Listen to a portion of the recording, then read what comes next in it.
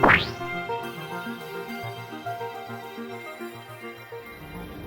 name is Samuli Nyman and I'm the Chief Engineer of WISA Woodsat.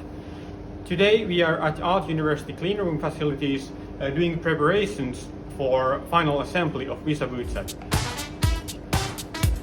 Here we have the EQM of the satellite, meaning that this is not the real thing but a sort of prototype that we do all kinds of tests on.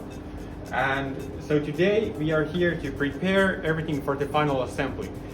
All the components of the satellite are being manufactured at different places. For example, the camera boom is being printed, the electronics are being assembled and so forth, and soon they will be delivered here where we'll build a satellite out of them.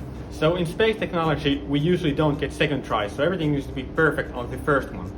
So this means, of course, all the components, all the surfaces need to be clean, cameras need to be functional and so forth, but also the assembly of the satellite is extremely important.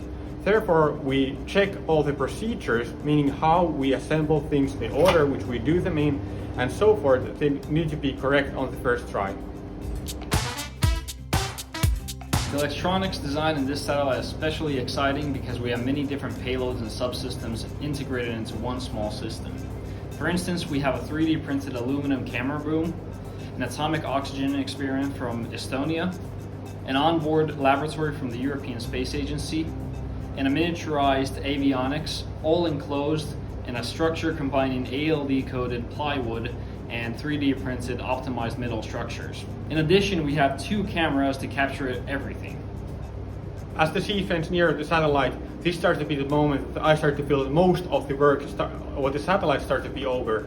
So all of the things have been checked already, now it's just the final details and we start to get there.